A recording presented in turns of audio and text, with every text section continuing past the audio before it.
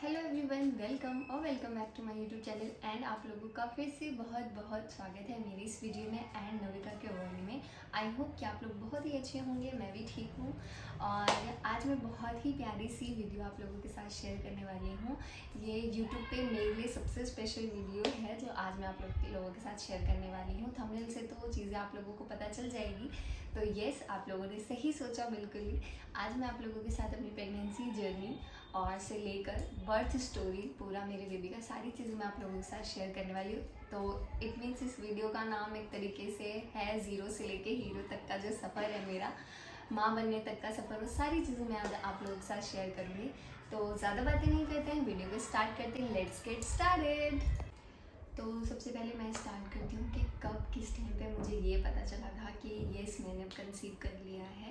तो 21 सितंबर को सबसे पहले मुझे ये पता चला था कि वी आर प्रेग्नेंट एक तरीके से सिर्फ और सिर्फ इसलिए बोला जाता है क्योंकि एक बेबी जो होता है माँ अपने टमी में रखती है और फादर अपने माइंड में रखता है। ये बात बिल्कुल करेक्ट है, मैं इस चीज़ को बहुत अच्छे से मानती हूँ क्योंकि ये चीज़ मैंने फील की है। क्योंकि 24 घंटे पूरे टाइम जो हस्बैंड होते हैं वो पूछते रहते हैं कि क्या हो रहा है, कैसे हो रहा है, चीज़ों को समझते हैं, बेबी से बात करना, ये सारी चीज़ें मतलब हस्बैंड भी करते हैं। तो इसलिए बोला जाता है वी आर प्रेग्नेंट। तो येस, 21 सितंबर को 2023 में मुझे पता चल गया था। ये 2024 चल रहा है तो मुझे इसमें पता चल गया था कि येस वी आर प्रेग्नेंट। तो मतलब जब मेरा फर्स्ट अल्ट्रासाउंड वगैरह हुआ तो मतलब मैं लाइक इतना छोटा सा बिल्कुल, मैंने जस्ट अल्ट्रासाउंड मतलब हुआ और फिर उसके बाद जैसे कंफर्मेशन वाला जो अल्ट्रासाउंड किया जाता है वो हुआ और जस्ट मैं मतलब उठ के मैंने फटाफट से वो जो मशीन होती है पूरी प्रॉपर अल्ट्रासाउंड वाली,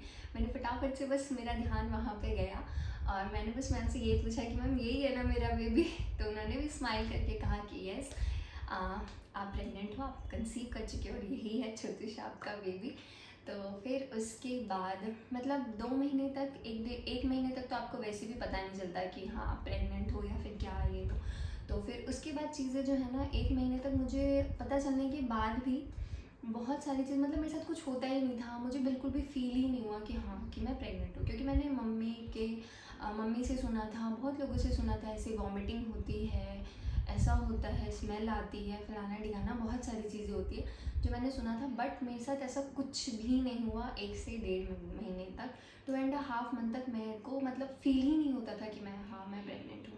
बट मेन प्रॉब्लम मेरी 2.5 मंथ के बाद स्टार्ट हुई और मतलब और ऐसी ऐसी चीज़ें मेरे साथ स्टार्ट हुई जो स्टिल मैं अभी तक बोल सकती हूँ प्रेगनेंसी से रिलेटेड ही है। वो सारी चीज़ें भी जो अभी भी मेरे साथ हो रहा है, तो मैं अभी तक वो चीज़ें मेरे साथ चल रही हैं बट कोई बात नहीं, मेरे पास मेरा बेबी है, मेरे लिए ये बहुत खुशी की बात है और वो बहुत ही अच्छा है, हेल्दी है, ठीक है, मस्त है एकदम। तो फिर जब 2.5 मंथ कंप्लीट हुआ उसके बाद स्मेल आना, जो नॉर्मल चीज़ें होती हैं, स्मेल आना, वॉमिटिंग वगैरह, ये सारी चीज़ें होना मेरे को धीरे धीरे स्टार्ट हो गया। फिर उसके बाद क्या हुआ ना कि मेरे को हल्का हल्का स्टमक में ना पेन रहता ही था, जो चीज़ें मुझे समझ में नहीं आती थी कि ये स्टमक में ऐसा पेन क्यों रहता है मुझे।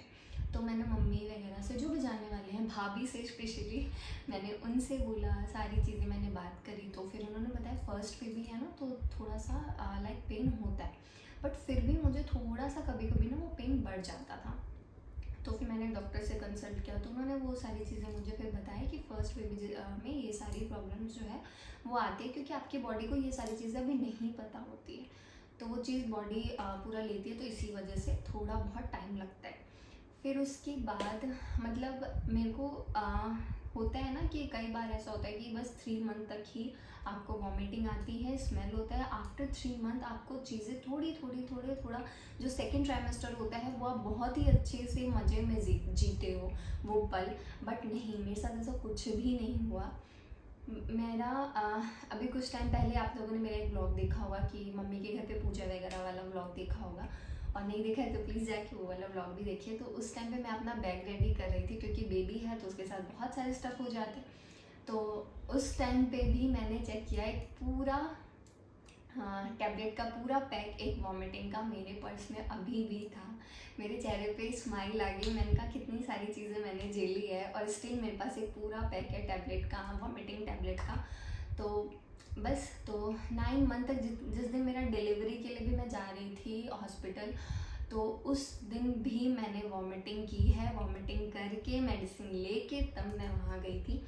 तो मेरे साथ बहुत सारे केसेस हुए, लाइक स्टमक में पेन रहना, वॉमिटिंग हमेशा रहता था, हमेशा आए दिन, हर 2 दिन 3 दिन के बाद वॉमिटिंग हो जाना, एसिडिटी बहुत ज़्यादा बनती थी।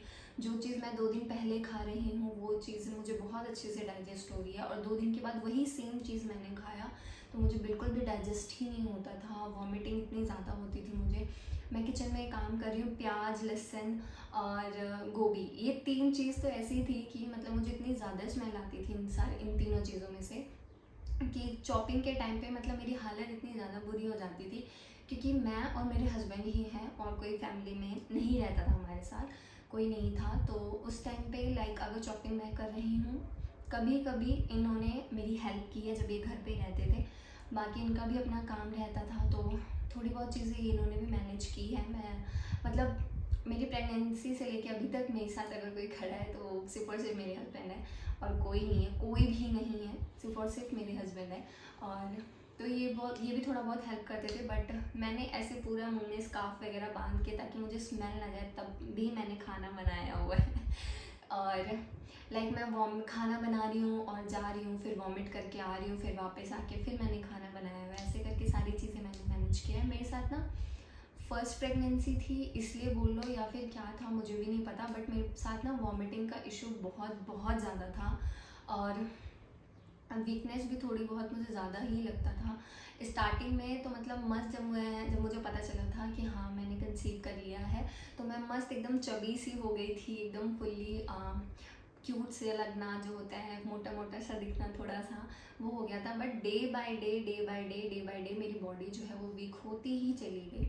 मतलब कभी भी मैंने वेट गेन ही नहीं किया।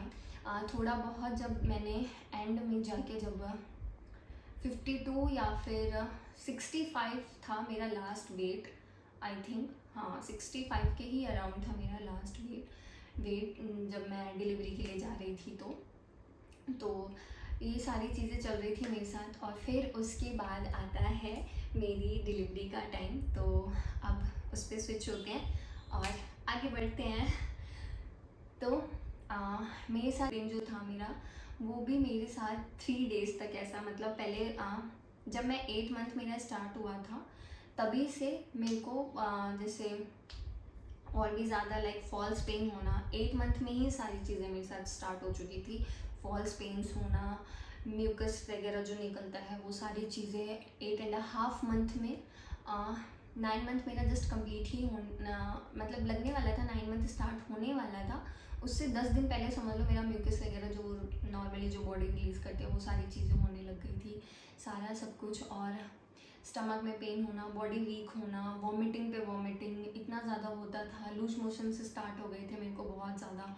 तो काफ़ी सारी चीज़ें एक साथ मेरे साथ होने लगी थी, और उस टाइम पे सबसे ज़्यादा मैं एक चीज़ को स्ट्रेस लेती थी इस बात के लिए कि मतलब एक तो डिलीवरी का मुझे स्ट्रेस था, क्योंकि मैंने कभी भी स्टार्टिंग से लेके अभी तक मैंने कभी भी किसी को भी ऐसे प्रेग्नेंट, मेरे घर में कोई था ही नहीं, मैं ही सबसे बड़ी हूँ। तो अगर आपने कुछ चीज़ें देखी होती ना तो आपको प्रैक्टिकली वो चीज़ें समझ में आ रही होती है, हाँ ऐसा होता है, ऐसा मैंने देखा है, चाहे भाभी हो, बहन हो या फिर कोई भी हो।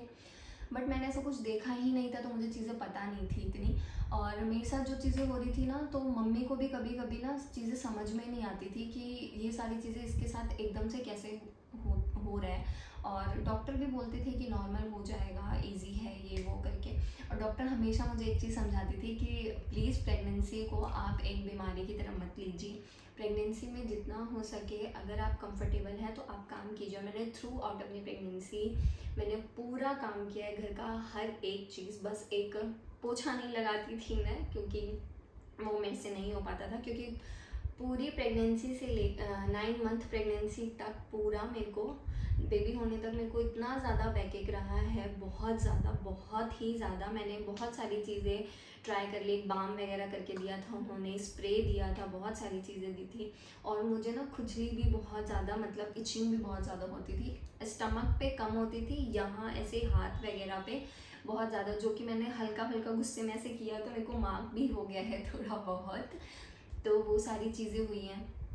तो फिर उसके बाद क्या हुआ ना, ये सारी चीज़ें होने के बाद लाइक 26 अप्रैल को मेरे को पेन्स आने स्टार्ट हो गए थे, वो जो धीरे धीरे जो पेन्स होते हैं। तो बट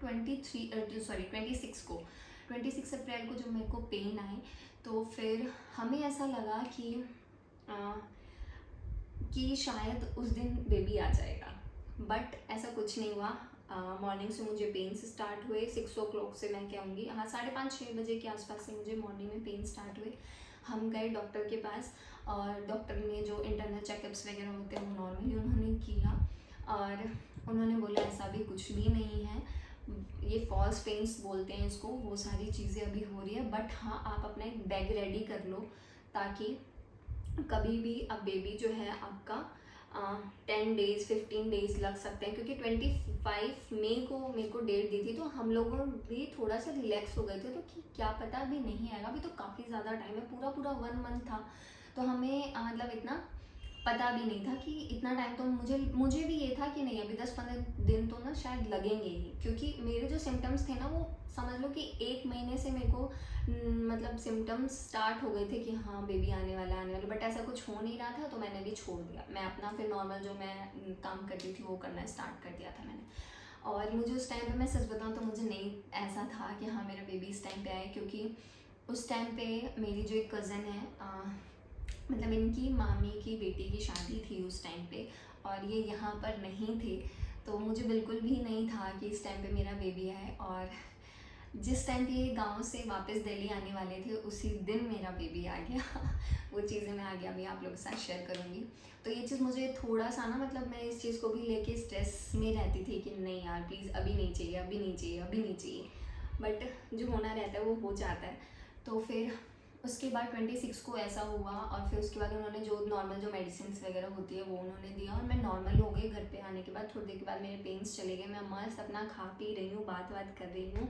और मम्मी को भी फिर ना चीज़ें, क्योंकि जो पहले ऐसी चीज़ें जो भी होती थी ना वो कुछ अलग था, तो ये सारी चीज़ें ना मम्मी ने देखी नहीं थी, उन्हें कुछ चीज़ें समझ नहीं आ रही थी, वो भी थोड़ा घबराई हुई थी कि बहुत सारी चीज़ें हो रही थी एक साथ। मेरी बॉडी जो है बहुत ज़्यादा वीक हो गई थी, मैं कुछ करने के लिए भी अगर उठूँ भी तो मुझे काफ़ी ज़्यादा चक्कर भी आते थे उस टाइम पे। तो बहुत सारी चीज़ें हो रही थी। और फिर उसके बाद 27 को भी मैं मस्त एकदम खाना पीना सारी चीज़ें नॉर्मल कर रही हूँ, 28 को भी। और फिर बात आती है 29 के रात की। तो रात को क्या हुआ, 29 को मैंने खाना वाना खाया, और उसके थोड़ी देर के बाद ना मुझे हल्के फल्के पेन्स आने स्टार्ट हुए, और मैंने घर में किसी को भी नहीं बताया। उस टाइम पे मैं, मेरा भाई और मेरी मम्मी थी घर पे।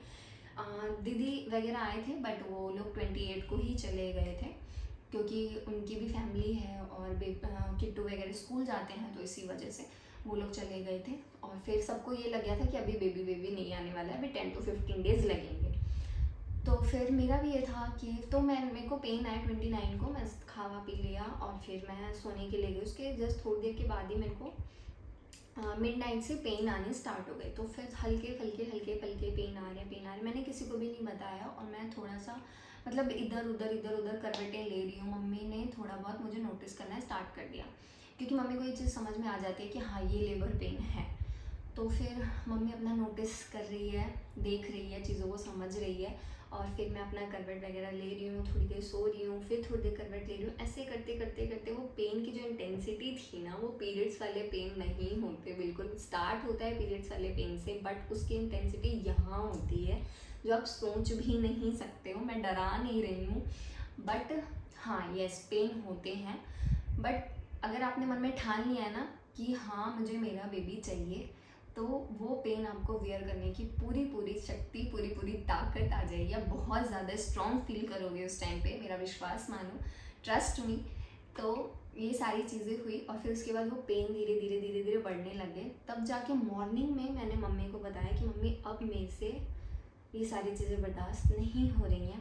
फिर उसके बाद हमने डॉक्टर को कॉल किया, और फिर डॉक्टर ने बोला कि ठीक है आप थोड़ा सा और नोटिस करो कि पेन की जो इंटेंसिटी है वो धीरे धीरे और भी जब ज़्यादा होने लग जाए तब आप मुझे एक बार कॉल करके और बताना, क्योंकि फॉल्स पेन मेरे को ऑलरेडी 2 से 3 बार आ चुके थे।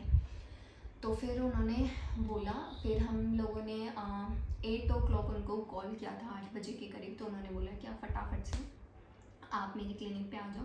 बट स्टिल मैं कह रही हूँ, मैंने वेट किया, मैं डॉक्टर के पास नहीं गई थी, क्योंकि मतलब 2-3 बार मेरे साथ ऐसे फॉल्स पेन आ चुके थे ना कि मुझे था कि नहीं अभी नहीं होगा, अभी नहीं होगा, मैं मेरे मन में बस यही था।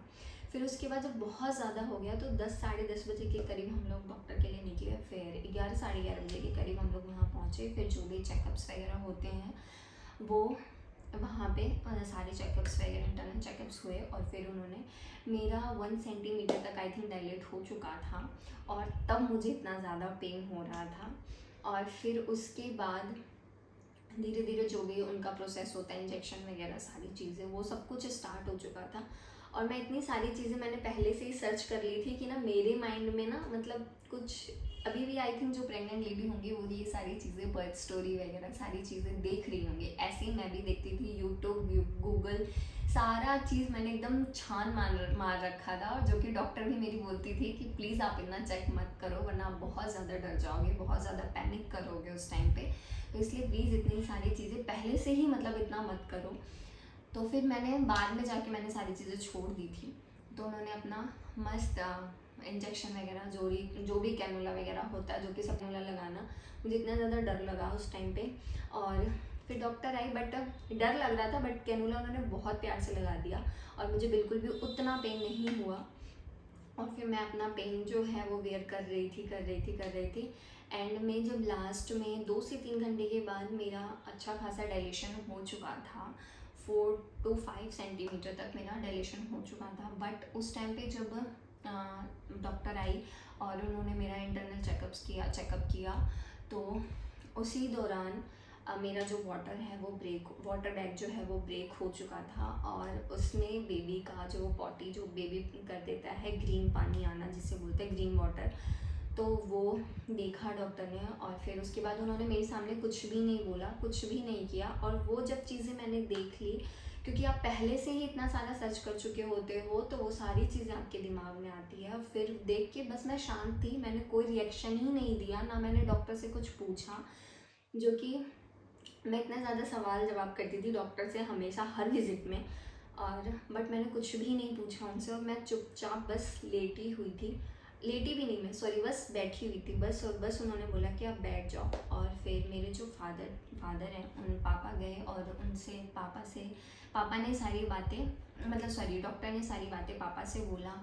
और भाई था वहाँ पे, भाई मम्मी सब, पापा मतलब सारी चीज़ें डॉक्टर ने उन्हें समझाई कि अगर आप मुझे सी सेक्शन के लिए अलाउ नहीं करोगे, क्योंकि बेबी डिलीवर होने में 3 to 4 आवर्स लगेंगे, और जो कि बेबी के लिए भी खतरा है और आपकी बच्ची के लिए भी है। तो इसी वजह से उन्होंने फिर फटाफट से जो भी था सारी चीज़ें, ओटी वगैरह तैयार, वो लोग पहले से ही कर चुके थे ओटी तैयार, क्योंकि इमरजेंसी में होता है ना, क्योंकि जिसके पास अगर 2 रूम अवेलेबल होते हैं चाहे जिस भी हॉस्पिटल में, तो वो लोग ओटी पहले से ही प्रिपेयर करके रखते हैं कि क्या पता कोई भी इमरजेंसी अगर बीच में आ गई, तो इस वजह से उन्होंने ओटी का प्रिपरेशन वगैरह कर चुके थे। बाकी जो भी डॉक्टर्स उन्हें बुलाना था उन्होंने फटाफट से बुलाया। और यस, मेरा सी सेक्शन हुआ, जो कि मुझे बिल्कुल भी नहीं चाहिए था। इस चीज़ के लिए मैं हमेशा ये बोलूँगी कि शायद किस्मत में जो था वो हुआ। मैं बिल्कुल भी नहीं चाहती थी कि मेरा सी सेक्शन हो, बिल्कुल भी नहीं। मेरे हस्बैंड कोई भी नहीं चाहता था कि मेरा सी सेक्शन हो।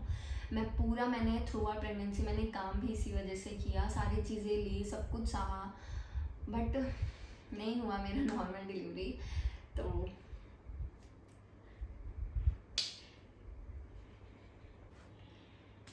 तो बस सी सेक्शन हुआ और डॉक्टर्स आए, उन्होंने जो भी अपना प्रोसेस था सी सेक्शन का वो सारी चीज़ें सिजेरियन वगैरह स्टार्ट किया उन्होंने। और फिर विदिन 20 to 25 मिनट्स मेरा मतलब सी सेक्शन वगैरह कंप्लीट हुआ। और यस, मेरा बेबी मेरे हाथ में आ गया जो सबसे प्यारा मोमेंट होता है वो चीज़। और मतलब आप उस टाइम पे बिल्कुल भी होश में इतना नहीं होते हो। मैं इतना बेबी का फेस भी नहीं देख पाई थी, कुछ भी नहीं। बस मैंने अपने बेबी का क्राई सुना और मैं चुपचाप लेट गई। मैं मतलब एक तरीके से होता है ना, पूरा एकदम बिल्कुल शांत हो जाना, बॉडी बिल्कुल एकदम रिलैक्स हो जाना। बस मैंने अपने बेबी का क्राई सुना, एकदम पतली सी आवाज़ थी, तो मुझे लगा क्या पता बेबी गर्ल हो। और मैं शांति से लेटी, मुझे कुछ भी नहीं पता चला। जस्ट थोड़ी ही देर के बाद फिर मैंने डॉक्टर से बोला कि मैंने डॉक्टर से जो नॉर्मली मुझे बात करनी थी वो मैंने तुरंत ही मैंने पूछा अपने बेबी को लेके, जो था पहले इशू था वो सारी चीज़ें। और फिर उसके बाद हम लोग, मैं 3 बजे के करीब, मैं 2:24 पे मेरा बेबी हुआ है। ये भी चीज़ मुझे बहुत अच्छे से याद है, सारी चीज़ें याद रहती हैं और आई थिंक सारी मॉम्स को ये सारी चीज़ें याद रहेंगी। तो फिर उसके बाद बेबी आ गया और 30 अप्रैल को मेरा बेबी मेरे पास आया। ट्यूसडे था उस दिन, और मेरे हस्बैंड उस टाइम पे जब उन्हें पता चला बेबी बॉय हुआ है वो खुश थे। बेबी गर्ल आए या बॉय आए हमें इससे कुछ भी हम नहीं सोच रहे थे, बट पता नहीं क्यों एक माँ को अंदर से फीलिंग आ जाती है कि मेरे को बेबी बॉय हो फर्स्ट। तो जब उन्हें पता चला तो वो खुश भी थे और थोड़ा सा दुख भी थे, क्योंकि हमें सी सेक्शन बिल्कुल भी नहीं चाहिए था। मैं हर विजिट में जाके डॉक्टर से यही पूछती थी कि मुझे नॉर्मल डिलीवरी हो जाएगी, मेरी नॉर्मल डिलीवरी हो जाएगी, इसके लिए मैं क्या करूँ ना करूँ। मैंने पेल्विक एक्सरसाइजेज पूरा छान मार रखा था यूट्यूब पे, डक वॉक, एवरीथिंग सब कुछ करती थी मैं। और इवन जब मैं अल्ट्रासाउंड जो होते हैं लेवल 1 लेवल 2 करके, तो जब मैं लास्ट अल्ट्रासाउंड में गई थी तो मैंने उनसे पूछा था कि डॉक्टर से मैं हर जगह ये पूछती थी आपकी कैसी डिलीवरी हुई है, आपकी कैसी डिलीवरी हुई है। तो उन्होंने मुझे एक चीज़ समझाई थी कि अच्छा होता है नॉर्मल डिलीवरी हो जाए और बिल्कुल भी मत घबराना, ये सोचना कि जा रहे हैं ना तो जिंदा वापस आएंगे, मर के नहीं आएंगे, ये इतना सोचना है, क्योंकि सबसे ज़्यादा सबके दिमाग में यही होता है कि ऐसा कुछ हो जाएगा। तो बस ये कुछ स्टोरी थी मेरी प्यारी सी। और 30 को मेरे हस्बैंड फ्लाइट में थे, तो फ्लाइट में, हाँ, इनकी फ़्लाइट भी मिस हो गई थी। इनके साथ इतना बड़ा मतलब ऐसा हुआ, पटना से इनकी फ़्लाइट थी और इनकी फ़्लाइट जस्ट 10 मिनट से इनकी फ़्लाइट भी मिस हो चुकी थी। फिर इन्होंने ट्रेन पकड़ा और फिर नेक्स्ट डे 31 अप्रैल, सॉरी 1 मई को मेरे हस्बैंड फिर यहाँ पे आए और अपने बेबी से मिले। तो ये सारी चीज़ें हुई है। तो बस ये छोटी सी स्टोरी है मेरी। मेरे बेबी की फ़ोटोज़ वगैरह जो भी होंगी मैं आप लोगों को दिखा दूँगी, आप लोग देख लेना। और बस थ्रू आउट प्रेगनेंसी एक चीज़ मैं आप लोगों से बोलना चाहूँगी, प्लीज़ हर एक नेगेटिविटी से आप दूर रहिए, क्योंकि अगर आप स्ट्रेस लोगे, ये चीज़ मेरे साथ हुई है इसलिए मैं आप लोगों के साथ शेयर कर रही हूँ, डिलीवरी को लेके या फिर फैमिली प्रॉब्लम हो या फिर कुछ भी हो, हर एक नेगेटिविटी से आप लोग दूर रहिए। क्योंकि अगर आप नेगेटिव एनवायरनमेंट में रहेंगे, एक तो आप पे भी असर पड़ेगा, आपके बच्चे पे भी असर पड़ेगा, और इन सारी चीज़ों से दूर रहना बहुत बेहतर है। ये नहीं कह रही सिर्फ और सिर्फ प्रेगनेंसी में, पूरी लाइफ में आप अपनी जो भी नेगेटिविटी हो, नेगेटिव पर्सन हो, या फिर आपको पता हो कि ये बंदा मुझे स्ट्रेस देता है, इससे बात करने से मुझे मेरा मन दुखी ही रहता है, मत करो उस टाइम पे। प्रेगनेंसी के टाइम पे एटलीस्ट प्लीज़ मत करो, क्योंकि अगर आप उस टाइम पे अगर आप उनसे बात करके अपनी तबीयत ख़राब कर रहे हो, बच्चे की तबीयत ख़राब कर रहे हो, कुछ ना कुछ गड़बड़ हो रहा है आपकी प्रेगनेंसी में, कुछ प्रॉब्लम्स आ रही हैं, तो एंड में ताने मारने वाले भी वही लोग होंगे। इसलिए प्लीज़ अपनी प्रेगनेंसी का ध्यान रखिए, जितना हो सके खुश रहिए, खाइए पीजिए, जो करना है खुशी से कीजिए। और मैं ये बोलूँगी, हाँ, थोड़ा काम कीजिएगा, एक्टिव रहिएगा, मत सोचिए कि प्रेगनेंसी एक बीमारी है। मैं भी यही बोलूँगी, क्योंकि थोड़ा बहुत भी कुछ होता है तो लेट जाते हैं। मेरी हैबिट है कि अगर मेरे को थोड़ा बहुत अगर कुछ हो रहा है, अगर मुझे पता है मैं हाँ खड़ी हो सकती हूँ, तो मैं आराम से खड़ी होती हूँ और सारा काम करती हूँ। तो जितना हो सके, जितना आप कंफर्टेबल हो काम करने में, प्लीज़ आप घर के काम कीजिए, इसी में आपकी एक्सरसाइजेज बहुत सारी हो जाएंगी। बाकी सी सेक्शन होना, नॉर्मल डिलीवरी होना, ये सारे ऊपर वाले भगवान जी के हाथ में छोड़ दीजिए। कि इन्जॉय कीजिए अपनी प्रेगनेंसी को। और मदरहुड एक बहुत बहुत ही प्यारा मोमेंट होता है। आई नो आपको रात रात भर जगना पड़ता है, अगर आप अकेले हो तो बच्चे की केयर में आप अपने ध्यान नहीं रख पाते हो, बट उस मोमेंट को जितना इन्जॉय करोगे उतना अच्छा होगा। और अगेन मैं यही बोलूँगी, एक जब आप उस जिस टाइम से आप लोगों को पता चल जाएगा ना कि हाँ आपने कंसीव कर लिया, आप उसी टाइम से एक माँ बन जाते हो। और बस अपना और अपने बच्चे का ध्यान रखो। और सबसे ज़्यादा आपको अच्छा फील जब आप आपका बेबी जो है आप डिलीवर कर चुके होगे, सबसे अच्छा फील आपको उसी टाइम होगा। और ये लगेगा कि हाँ मैंने सब कुछ एक इंसान के लिए मैंने सब कुछ दे दिया। वो है जब आप अपने हस्बैंड को अपने बेटे के साथ या बेटी के साथ खेलते हुए देखोगे, तो ऐसा लगेगा उस टाइम पे सब कुछ मैंने इन्हें दे दिया, सारी चीज़ें मैंने दे दी, अब मुझे कुछ नहीं देना। क्योंकि वो एक टाइम होता है ना, क्योंकि मैं ऐसा खुद फील करती हूँ कि जब मेरे हस्बैंड और मेरा बेटा जब साथ में खेलते हैं, वो अभी 4 महीने का ही है, ज़्यादा बड़ा भी नहीं है, बट इस टाइम पे जब भी वो बिज़नेस से अपना काम वाम करके अपना वापस आते हैं, वो थोड़ा सा टाइम उसको ज़रूर देते हैं। और जब मैं ये टाइम देखती हूँ ना, ये मोमेंट देखती हूँ, मैं बस चुपचाप बैठ के देख रही होती हूँ, एक बड़ी सी स्माइल मेरे फेस पे होती है। और मुझे इस टाइम पे ऐसा फील करती हूँ मैं कि यस, मैंने इनको सारी खुशियाँ मैं दे चुकी हूँ, सब कुछ दे दिया है मैंने इन्हें। क्योंकि वो एक ऐसी खुशी होती है ना कि एक माँ और पापा बनने के बाद सब कुछ, सारी चीज़ें, सारे गोल, सारी अचीवमेंट, सब कुछ आपने पा लिया होगा। तो बस पता नहीं मैं क्या क्या भूल गई हूँ। और कुछ लोग होंगे जो मेरी चीज़ों से रिलेट कर पाएंगे, तो जिसने भी जो भी रिलेट किया हो प्लीज़ कमेंट करके बताइएगा। एंड बाय बाय, टाटा, मिलते हैं नेक्स्ट वाले वीडियो या फिर व्लॉग्स के साथ। और भी कुछ पूछना हो तो प्लीज़ कमेंट में सारी चीज़ें बताइएगा, पूछिएगा जो भी पूछना होगा। और भी क्या क्या जानना चाहते हैं बेबी से रिलेटेड या फिर कुछ भी चीज़ें, और कैसे कैसे व्लॉग्स या वीडियोस आपको चाहिए, तो वो भी मुझे कमेंट करके बताइएगा। बाय बाय, टाटा, मिलते हैं नेक्स्ट वाली वीडियो या फिर व्लॉग के साथ। और प्लीज़ चैनल को सब्सक्राइब कीजिएगा और वीडियो को लाइक कीजिएगा, शेयर कीजिएगा अपने फ्रेंड्स एंड फैमिली के साथ, ताकि उन लोगों को भी थोड़ी चीज़ें हेल्प हो जाए। तो बस मिलते हैं नेक्स्ट वाली वीडियो और ब्लॉग के साथ। तब तक के लिए चैनल को सब्सक्राइब कीजिएगा ज़रूर and press the bell icon, ताकि वीडियो की सारी नोटिफिकेशन आप लोगों तक पहुंचे। यशोदा, तनिक अपने लल्ला का मुखड़ा तो दिखा। कितना सुंदर बालक है। ऐसे नहीं कहते, दृष्टि लग जाती है।